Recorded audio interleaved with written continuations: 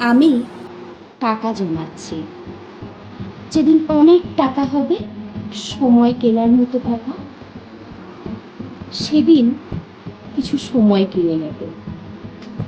যারা প্রতিদিন, প্রতি মাস, প্রতি বছর শুধু বলে যায়, খুব ব্যস্ত, একদম সময় পাই না, কাজের চাপে মনেই থাকে না, তাদেরকে সেই কেনার সময় ধার দেব।